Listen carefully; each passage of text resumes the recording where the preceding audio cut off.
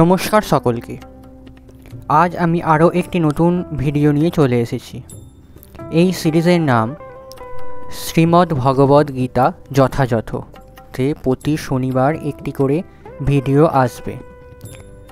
এই সিরিজে আমি আপনাদের বলবো শ্রীমদ্ ভগবদ্ গীতার প্রত্যেকটি শ্লোক এবং তার বাংলা অর্থ ও তর্জমা।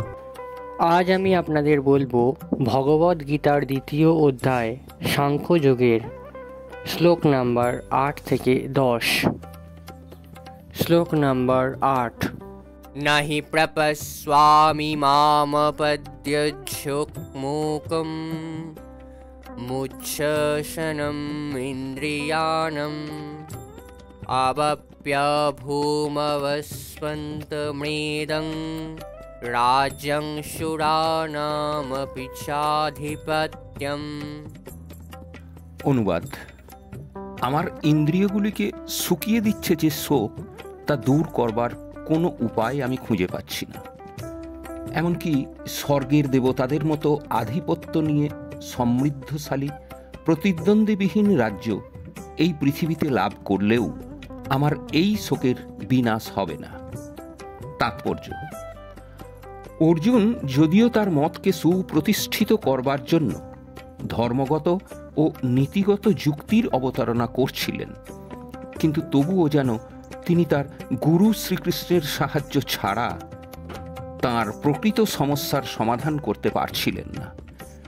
তিনি বুঝতে পারছিলেন যে সমস্যা তাঁর সমগ্র সত্তাকে দগ্ধ করছিল, তা ভগবান শ্রীকৃষ্ণের মতো একজন গুরুদেবের সহায়তা ছাড়া নিজের তথাকথিত জ্ঞানের সাহায্যে দূরীভূত করা অসম্ভব ছিল।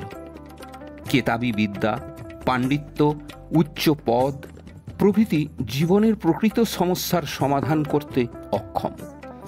শ্রীকৃষ্ণের মতো একজন গুরুই কেবল সাহায্য করতে পারেন।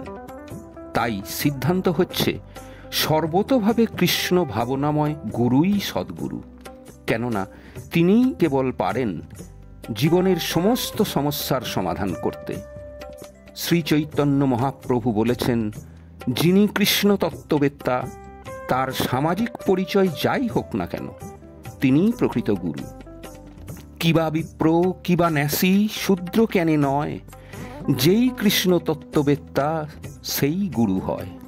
সুতরাং কৃষ্ণ তত্ত্ববিজ্ঞানে পারদর্শী না হলে সদ্গুরু হওয়া যায় না। জরা, জন্ম, ব্যাধি ও মৃত্যু, জড় অস্তিত্বের এই চতুর্বিধ সমস্যা ধনৈশ্বর্যের সঞ্চয় অথবা অর্থনৈতিক উন্নতির মাধ্যমে কখনোই সমাধান করা সম্ভব নয়। পৃথিবীর বিভিন্ন প্রান্তে এমন অনেক দেশ রয়েছে যেগুলো সব রকমের জাগতিক সুখ স্বাচ্ছন্দ্যে পরিপূর্ণ, ধনৈশ্বর্য সম্পন্ন ও অর্থনৈতিকভাবে উন্নত, কিন্তু সেখানেও জড় অস্তিত্বের সমস্যাগুলি বর্তমান। নানাভাবে শান্তি পাবার চেষ্টা করছে, কিন্তু প্রকৃত আনন্দ লাভ করার একমাত্র উপায় হচ্ছে ভগবান শ্রীকৃষ্ণের উপদেশ গ্রহণ করা, অর্থাৎ শ্রীকৃষ্ণের যথার্থ প্রতিনিধি সদ্গুরুর মাধ্যমে কৃষ্ণ তত্ত্ববিজ্ঞান সমন্বিত ভগবদ্ গীতা ও শ্রীমদ্ ভগবতের উপদেশ গ্রহণ করা। যদি অর্থনৈতিক উন্নতি এবং জাগতিক সুখ স্বাচ্ছন্দ্য মানুষকে পারিবারিক, সামাজিক, জাতীয় অথবা আন্তর্জাতিক প্রমত্তাজনিত শোক থেকে উদ্ধার করতে পারত, তবে অর্জুন বলতেন না প্রতিদ্বন্দ্বীবিহীন পৃথিবীর সাম্রাজ্য অথবা স্বর্গলোকের আধিপত্যও তাকে শোক মুক্ত করতে পারবে না। তাই তিনি কৃষ্ণ ভাবনার আশ্রয় অবলম্বন করেছিলেন এবং সুখ ও শান্তি লাভের সেটিই সঠিক পন্থা। অর্থনৈতিক উন্নতি এবং জাগতিক আধিপত্য জড় প্রকৃতির বিপর্যয়ের ফলে মুহূর্তের মধ্যেই ধূলিসাৎ হয়ে যেতে পারে। এমনকি উচ্চ লোকে উন্নীত হবার প্রচেষ্টা, যেমন মানুষের চাঁদে যাবার প্রয়াস, তাও প্রকৃতির একটি আঘাতে বিনষ্ট হয়ে যেতে পারে। জগতের অনেক রাজনীতিবিদই এইভাবে অধঃপতিত হয়েছে। এই ধরনের অধঃপতন অধিক শোকের কারণ হয়ে দাঁড়ায়। তাই আমরা যদি যথার্থই শোকের নিরসন করতে চাই, তবে আমাদের অর্জুনের মতো ভগবান শ্রীকৃষ্ণের শরণাপন্ন হতে হবে। সুতরাং অর্জুন শ্রীকৃষ্ণের কাছে তাঁর সমস্যার যথার্থ সমাধান করার জন্য আবেদন করেছিলেন এবং সেটিই কৃষ্ণ ভাবনামৃতের পন্থা। श्लोक नंबर 9। संजय उवाच एवमुक्त्वा ऋषिकेशं घोरकेशः परन्तप न जत्स्य अति गोविन्द मुक्त्वार्तु सिंहभूभव।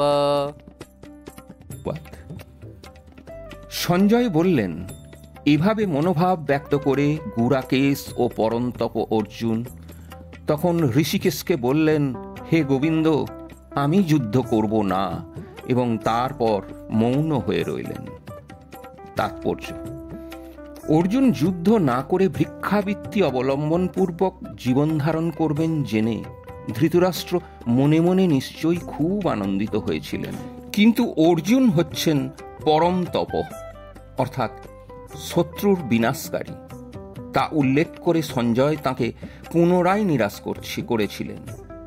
যদিও অর্জুন পারিবারিক বন্ধনের বশবর্তী হয়ে সাময়িকভাবে মোহাচ্ছন্ন হয়ে পড়েছিলেন, কিন্তু তারপরেই তিনি পরম গুরু ভগবান শ্রীকৃষ্ণের চরণে শরণাগত হয়ে তাঁর শিষ্যত্ব বরণ করেছিলেন।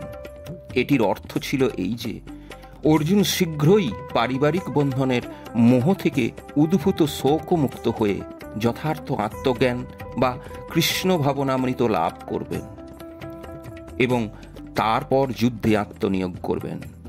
এইভাবে ধৃতরাষ্ট্রের আনন্দ হতাশায় পর্যবসিত হবে, কেননা শ্রীকৃষ্ণের দ্বারা উজ্জীবিত হয়ে অর্জুন সর্বতোভাবে যুদ্ধে নিয়োজিত হবেন। श्लोक नंबर 10। तमुवाच ऋषिकेश प्रहसन्निव भारत सेनायोरुभयोर्मध्ये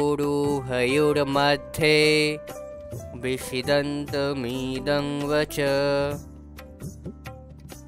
অনুবাদ: হে ভারত, সেই সময় স্মিত হেসে শ্রীকৃষ্ণ উভয় পক্ষের সৈন্যদের মাঝখানে বিষাদগ্রস্ত অর্জুনকে এই কথা বললেন। তাৎপর্য: দুই অন্তরঙ্গ বন্ধু ঋষিকেশ ও গুড়াকেশের মধ্যে কথোপকথন হচ্ছিল। বন্ধু হিসেবে তারা দুজনেই ছিলেন সমপর্যায়ভুক্ত, কিন্তু তাদের মধ্যে একজন স্বেচ্ছাকৃতভাবে অপরের শিষ্যত্ব বরণ করলেন। শ্রীকৃষ্ণ হাসছিলেন, কারণ একজন বন্ধু একজন শিষ্য হতে মনস্থ করেছিলেন। পরমেশ্বর হওয়ার ফলে সকলের প্রভুরূপে তিনি সব সময়েই পরম নিয়ন্তা, কিন্তু তা সত্ত্বেও তিনি তাঁর ভক্তের বাসনা অনুযায়ী তাঁদের বন্ধু, পুত্র বা প্রেমিক হতে সম্মত হন। কিন্তু তাঁর ভক্ত যখন তাকে গুরুরূপে বরণ করলেন, তিনি তৎক্ষণাৎ গুরুর ভূমিকায় অবলম্বনপূর্বক গুরুবৎ গাম্ভীর্য সহকারে উপদেশ প্রদান করলেন। এখানে আমরা দেখতে পাই গুরু ও শিষ্যের মধ্যে কথোপকথন হয়েছিল প্রকাশ্যভাবে যুদ্ধক্ষেত্রে দুই সেনাবাহিনীর মাঝখানে, যার ফলে সেই কথা শ্রবণ করে সকলেই লাভবান হতে পেরেছিল। সুতরাং ভগবদ্গীতার বাণী কোনো বিশেষ ব্যক্তি, সমাজ অথবা সম্প্রদায়ের জন্য নয়, এই বাণী সকলের জন্য এবং শত্রুমিত্র নির্বিশেষে সকলেই তা শ্রবণ করার জন্য সমানভাবে অধিকারী।